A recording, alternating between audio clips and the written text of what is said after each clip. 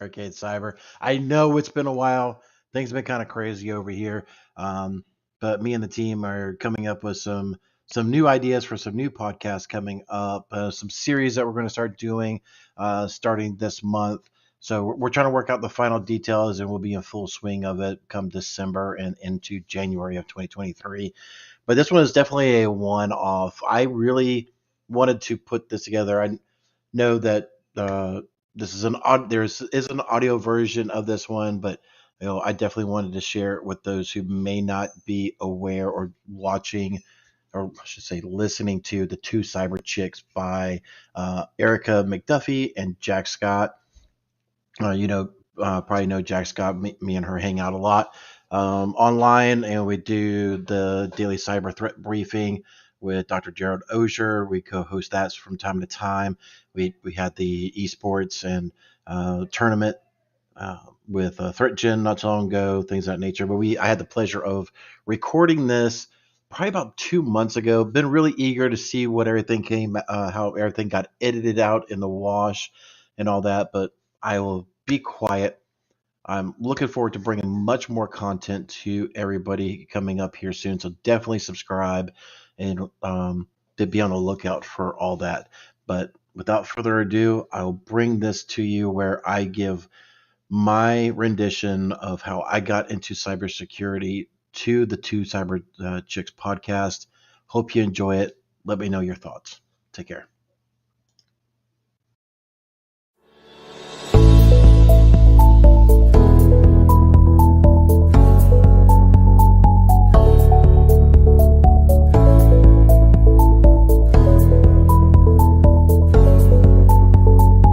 Welcome to the intersection of technology, cybersecurity, and society. Welcome to ITSP Magazine. You're listening to a new Two Cyber Chicks podcast. You're about to join Erica and Jax for an inclusive cybersecurity conversation designed to educate and break the stereotypes of cybersecurity professionals while providing life hacks on how to handle burnout, networking, and goal setting. Knowledge is power. Now, more than ever.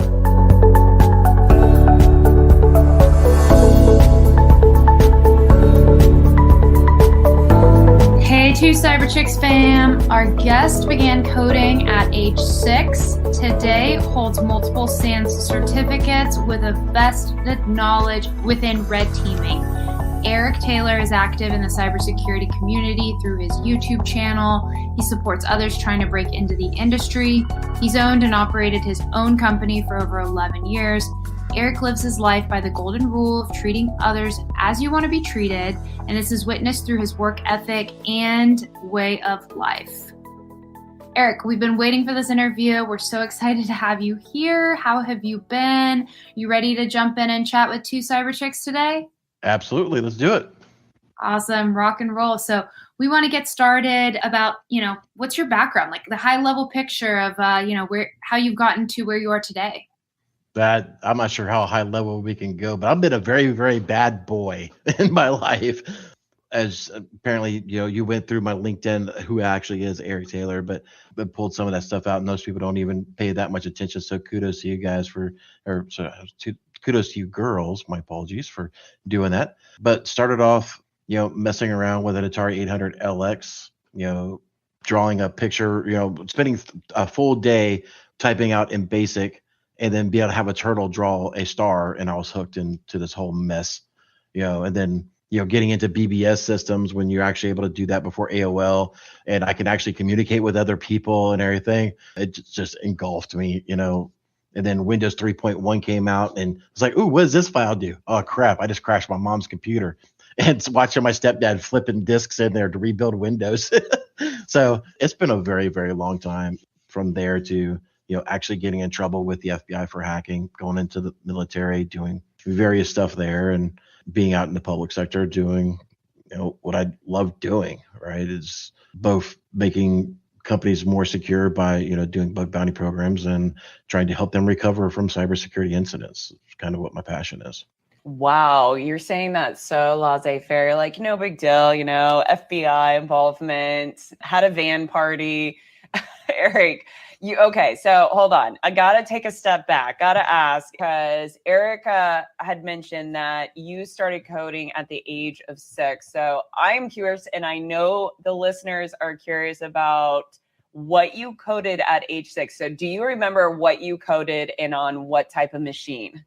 I don't remember what I coded. Most of it was just, in the basic programming language, because that's really the only thing I had access to. And it was on an Atari 800LX that I still have to this day over in some sort of box somewhere. Eric, so did your parents know you were doing this? Mm-hmm.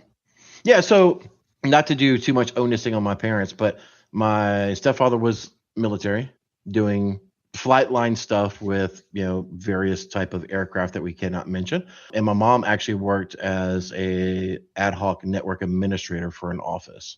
So dealing with both sides of that, and being a product of that type of thing. So we were, in some ways, we were the Joneses that people were trying to keep up with when it came to technology, and being the first person to have a dedicated phone line so you can get into, AOL and the BBS systems and all that stuff. So when I started, like I said, when I started crashing Windows 3.1 on my stepdad a lot, because I was just trying to figure out how to hack what this operating system does, and they pretty much knew they were in trouble. Oh, man.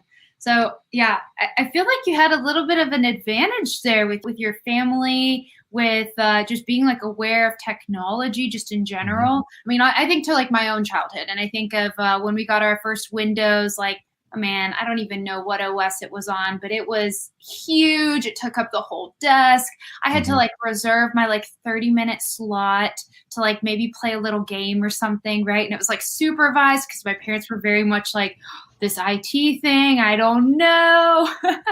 So I think it's pretty cool that you were able to kind of get that early head start, that, so to speak, playtime, right? Some kids were playing with toys and getting into other things, and you said, hey, this OS, this is my toy. I had free reign until I got in trouble with 95 or 96, and the FBI came knocking and busting down our door at 3:00 in the morning because of my hacking efforts. I was still in high school. I didn't graduate till 97. Oh my gosh, Eric. Yeah, that's what I was saying about having a van party. This is crazy. Oh my gosh. So, I mean, I could talk about it now. So like my first job was Pizza Hut. And back then, I was doing the dishes and doing the cooking and doing all this stuff. And, sorry, folks, if this gets a little boring, I can go for 3 hours on this thing. But, in the back was the manager's workstation. And I would always hear in the back where somebody was dialing in to the manager's workstation. Come to find out, it was Pizza Hut corporate, because that's how they got in and got all their daily numbers and everything like that to see what the sales were. So one day I was just back there, the manager wasn't around, and I seen the phone number written on the biscuit jack for the telephone line. So I was off the next day. So I just started hammering the freaking phone number, started dialing in and dialing in and dialing in, and start brute forcing my way in there. And that's how I gave myself a pay raise. And that's consequently how I got fired from Papa John's too. Papa John's, I did a little differently. I gave everybody else a pay raise except for me. Oh my gosh. You must really like pizza, Eric. Have you seen my gut? Yes, I like food. Oh my gosh, what a story though. I have to ask, like, before I move on to maybe a more serious question, but like, what was your parents' reaction when the FBI came knocking on your door? Talking to them now, I mean, my stepfather's passed away, but my mom, thankfully, is still here. But I talk to her about it every once in a while, and she's like, "It doesn't surprise me that you did this, because literally I was able to get out of it because of the way that my high school was structured. So our high school was structured in different buildings. So you had your math building, your science building, your social studies building. And back then it was still a token network. So if you remember those old BMC days, and you had a token and everything like that, but those buildings were not supposed to be networked together. But I found a way through one of the VLANs how they actually were. And then I was able to get out and hack NASA and hack AOL and bring down AOL for 3 days through a backdoor run. Wait, did you? And because the school, NASA? Yeah. He just said hack NASA, Eric. Yeah. He said AOL was down for 3 days. And Yeah. Google it. AOL was down 3 days in 90. People were mad at you. Yeah. Yeah, it's all Google. I don't know if my name is tied to it anymore or not, but yeah, it was either 94 or 95 now I think about it. But yeah, AOL was down for 3 days because of a backdoor Trojan. Man, I just wish you had sent everybody pizza. Like, you know? Dude, I mean, Awesome. I could probably do that nowadays because how interlinked they are. But back then, I'd just been able to send my neighborhood some free pizza or something. Oh my gosh, the ideas we could have. All right, okay. Back to a more serious question. You are in this ransomware space right now. You've been combating ransomware. Your organization is like based on that. I mean, running a business on its own, no small feat. It's a lot of work. I have so much respect for entrepreneurs, owners, CEOs, all of those hats that you have to wear all at once. What motivated you to start your own incident response company? I really wanted to make an impact, right? I mean, but I had to ease back into it because of my childhood. I got away from technology altogether. After I got out of the Marine Corps and everything like that, when I was in the public sector, I got away from black box and everything, and I was an industrial electrician for many years. But I had to ease my way back into it. I was too afraid of my own self that I could not hold that line where I don't get into trouble. So it was a long, several year process, where I was just doing bug bounty stuff. Can I legitimately hack these companies like TeamViewer, which I've now been 2 years, listed on as their top, which is pretty cool. Hacking things like TeamViewer and hacking things like Datto and hacking things like, these other companies without crossing that line and actually, doing more malicious damage than what I was supposed to do. And once I was able to do that, then it just started spreading into, I just don't want to do IT. Everybody can do IT, right? In IT, while it's gratifying, you're able to fix a problem, but I'm not making a major impact into someone's daily lives. And I think ransomware is where, doing the digital, not only just ransomware, but any of the forensics, right? PCI data stealing, things of that nature, coming in to be able to find who was the bad guy, what did they take, how did they move, and, help them guide through that whole process and be better in the future really is, I think, a real true calling of mine.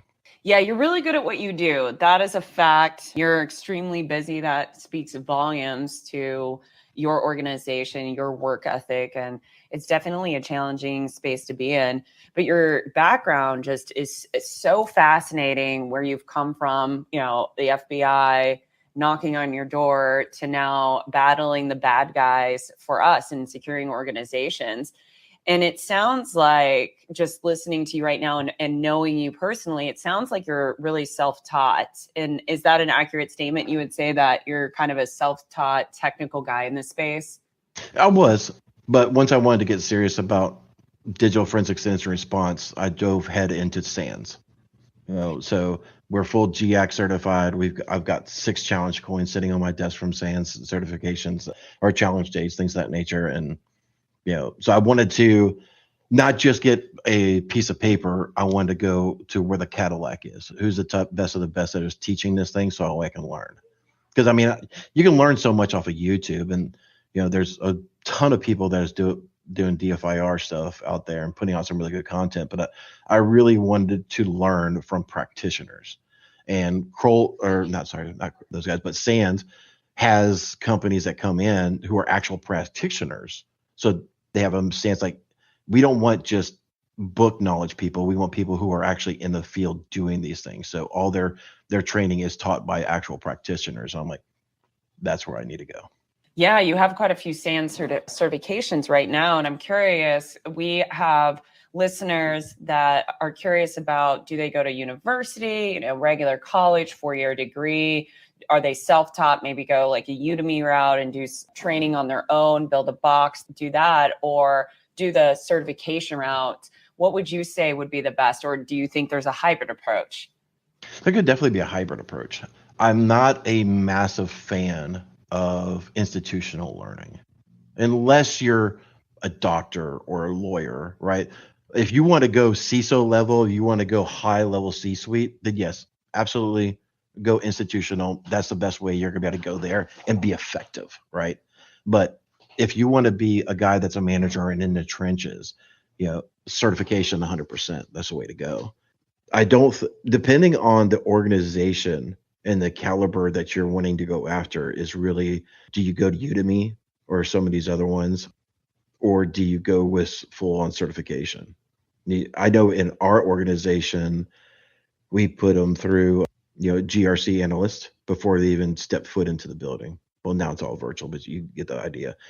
And then they go through, a couple of CompTIAs, certifications, and then we start putting them through SANS, whether they're going to be a pen tester or DFIR or whatever the case is. So that's kind of our own internal approach.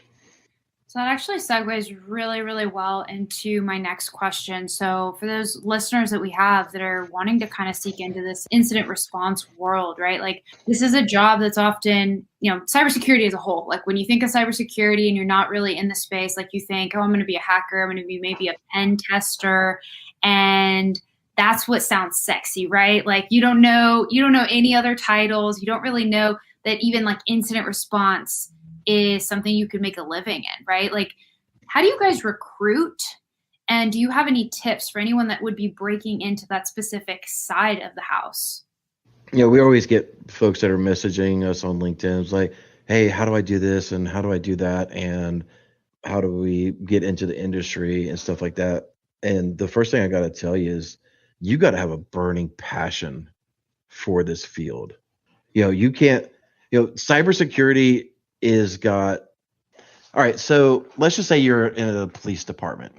We'll say police department is cybersecurity. Now you have many facets inside of your police department you have your dispatchers, you have your patrolmen, you have your detectives, you have your forensics people, you have your crime scene people, you've got the janitor. You've got all these different departments inside of the police department that function. The same thing kind of with info security or cybersecurity, whatever you want to call it. There's so many different trades and so many different crafts inside of this that you really got to know what you want to do. That's the first thing. Do you have a passion for this? And do you know exactly where you want to go? Just like in IT. Do you want to be a hardware guy? Do you want to be a software guy? Do you want to be a networking guy? Do you want to be a programmer? Do you want to be the guy that goes around and breaks crap?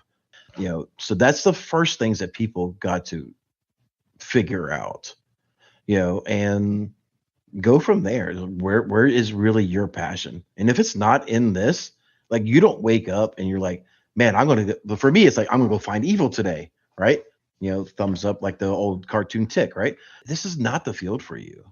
It's not, if you don't like being, full of spreadsheets and, doing policies and procedures and things of that nature, management, ICS control that stuff is not for you. Right. So you got to find out what drives you and what your passion is. Yeah, that's what I always hear about pen testers, what they hate the most, because I've been on the management side of vulnerability tests and pen tests, and I see the reports that you all have that are provided, and then you have to filter and analyze those to give those to me to be able to brief to the client. And a lot of individuals that get into that role, they always say, I love the hacking part, I love the doing, but the reports is what it's a deal breaker for a lot of people, and they don't. So let me give a tip for the hackers out there. If you're doing an actual penetration test, document while you test. Trust me, I've been doing this for a long time. I can't tell you what vulnerabilities I found on day 2, on day 5. I'm like, crap. I had a screenshot of it, but my computer rebooted it up to patches. I don't have a saving of that. Document as you pen test. It's the only way to do it. And then, when you're going through day 6 or 7 or however long your engagement is, now you just got documentation cleanup and do 2 reports. 2 reports. You have a C-level report and you have a technical report. You do that, you've completed probably 50%, 60% of your problem. You just got to learn the technical abilities at that point. Yeah, and writing is a thing in this field. I don't care where you start out. You might not be writing as much, but as you progress, you will be writing reports. It does happen. Wow, this has been amazing. I want to know, though, any big projects, Eric, that you've got coming up that you can share with the listeners. I know that you work with a few nonprofits, maybe share some work that you're doing in that space. Yeah, I mean, not to be one of those guys that self-promote himself by any means, but, I guess the latest thing that we did was for Hackers for Vets, giving a sizable donation. We're looking to potentially partner up with those fine folks at the end of the year to make another contribution.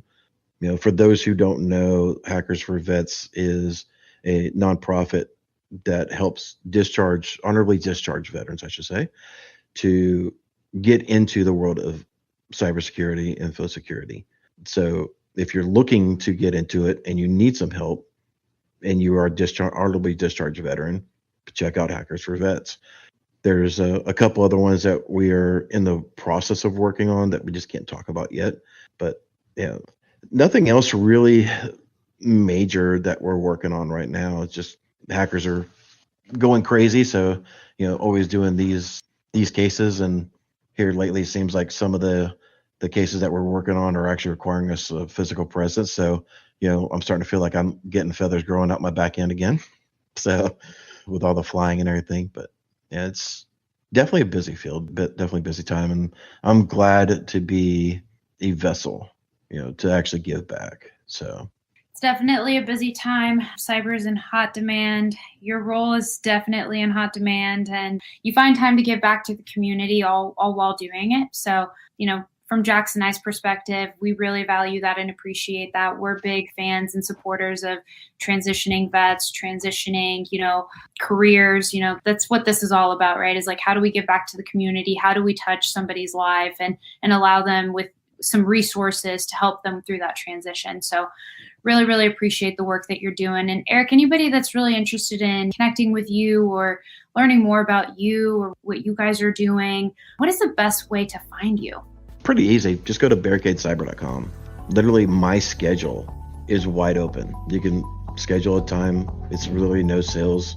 If you want to talk, let's just talk. 30-minute schedule. You just figure out what's available to you. Awesome. All right. So Barricade Cyber, you heard it here.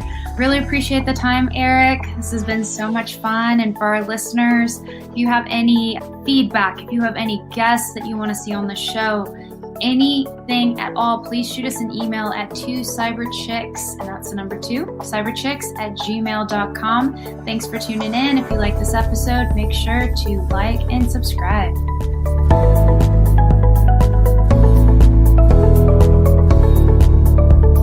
We hope you enjoyed this episode of 2 Cyber Chicks podcast with Erica and Jax. If you learned something new and this podcast made you think, then share itspmagazine.com with your friends, family, and colleagues. If you represent a company and wish to associate your brand with our conversations, sponsor one or more of our podcast channels. We hope you will come back for more stories and follow us on our journey.